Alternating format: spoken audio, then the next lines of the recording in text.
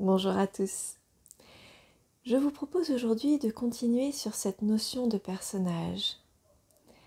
Et quand on commence à travailler avec ce personnage, on touche à une question existentielle, qui est qui je suis.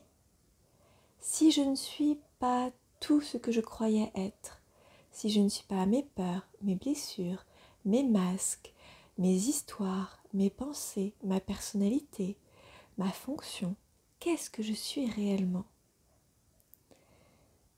Nous le savons tous, nous avons tous la réponse.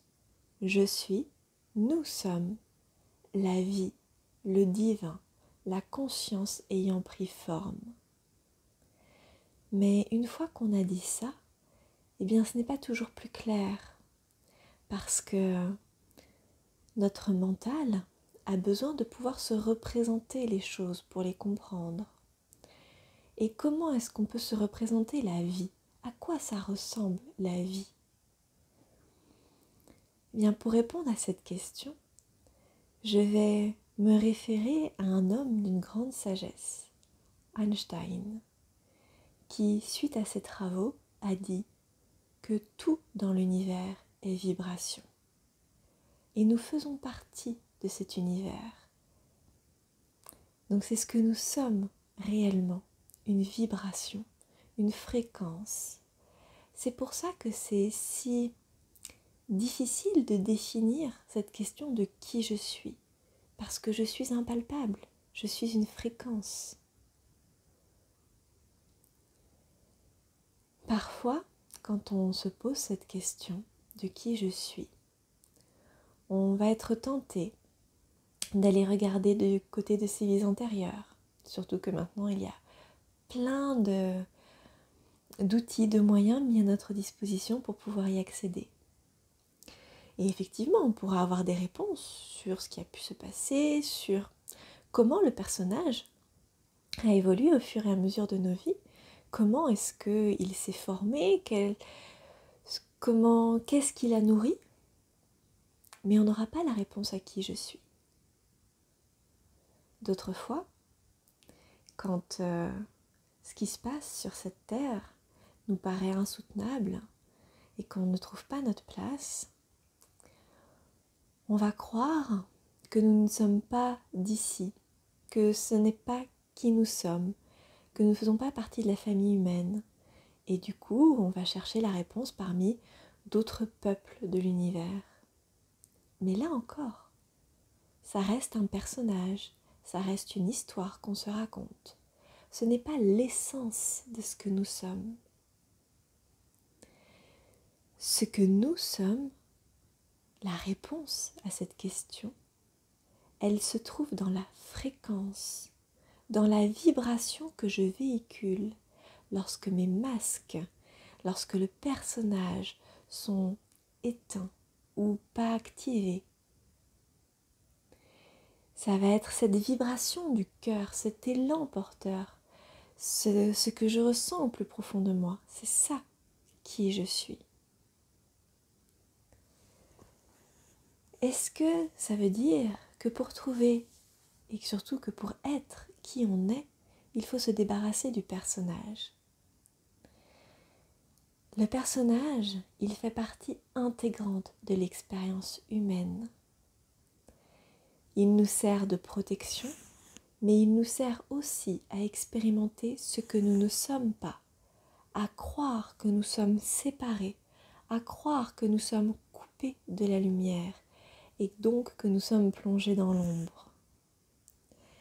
Il est nécessaire pour pouvoir expérimenter cet aspect-là de la vie. Et il a aussi la possibilité d'un jour, lorsqu'il est prêt, choisir en conscience de retrouver sa lumière, sa vibration. Parce que le personnage a le choix, c'est ce qu'on appelle le libre arbitre. Il a le choix de se laisser inspirer par sa lumière ou alors de plonger dans son absence de lumière. Et je voudrais ici attirer votre attention sur quelque chose que l'on appelle l'ego spirituel. C'est-à-dire que lorsque le personnage va commencer à choisir de retrouver sa lumière, d'aller vers sa lumière, eh bien il peut endosser un nouveau rôle, le rôle dit du spirituel. Il va porter un nouveau masque. Mais pour autant, ce sera encore le personnage qui s'exprime. Ce ne sera pas nécessairement notre vibration, notre être véritable, notre lumière intérieure. Donc, je vous invite vraiment à regarder en vous et à vous poser cette question de où est-ce que j'en suis? Est-ce que c'est mon ego, mon personnage qui est en train d'expérimenter la spiritualité? Ou est-ce que vraiment c'est mon esprit, mon essence, ma vibration qui m'inspire au quotidien? Et vous verrez que cela changera complètement votre vision des choses. Et donc, au lieu de chercher à tuer le personnage, eh bien, apprenons à reconnaître quand il se manifeste. Sa manifestation peut être très subtile, surtout lorsque l'on a commencé à travailler sur soi, lorsque l'on a commencé à s'intéresser à la spiritualité, il devient de plus en plus subtil, mais il est toujours présent. Et reconnaître sa manifestation, reconnaître les moments où on se protège grâce à lui, les moments où nous ne sommes pas dans l'ouverture, mais au contraire, où nous sommes dans la protection, où nous l'utilisons comme un bouclier pour se protéger de l'autre, pour se protéger de la vie, eh bien, il nous indique par sa présence que dans cette situation, nous nous sentons en insécurité. Et on peut se saisir de cette situation pour mettre en lumière les filtres, les mécanismes de protection, les schémas inconscients qui entretiennent l'illusion et la séparation. Et c'est en les mettant en lumière, en les accueillant, comme on en a déjà parlé dans des vidéos précédentes, eh bien que l'on va pouvoir recréer de la sécurité en soi, de la paix en soi, et permettre au personnage de se délester, permettre au personnage une sorte de dépouillement. Pour en revenir à la question tout à l'heure de l'ego spirituel, pour faire la différence entre est-ce que cela nourrit mon ego ou est-ce qu'au contraire cela vient d'une inspiration profonde, vous pourrez vous rendre compte que lorsque cela nourrit l'ego, le personnage, eh bien, vous allez rajouter des couches. Vous allez rajouter plein de choses. Vous allez rajouter des histoires, rajouter des pensées, rajouter des actions. Alors que quand cela vient vraiment de votre essence, de votre vibration, lorsque vous reconnectez profondément à cette lumière, eh bien vous vous dépouillez des attraits du personnage. Vous vous dépouillez de tout ce qui n'était plus utile.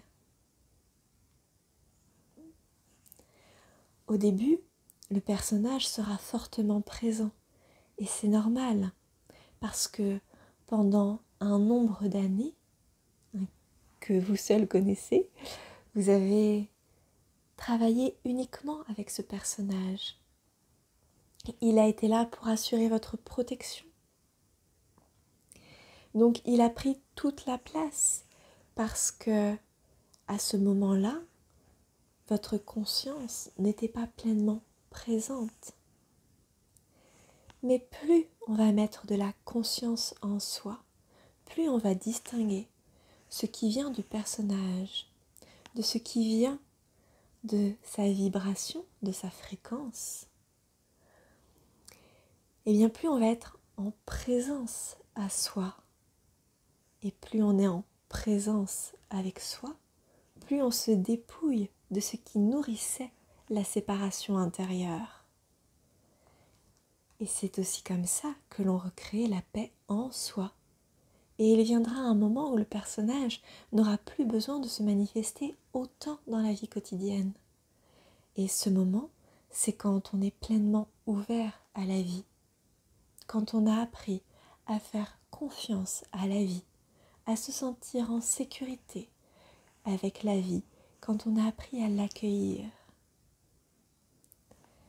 Et c'est à ce moment-là que notre vibration, notre étincelle peut pleinement s'exprimer sans filtre. À bientôt.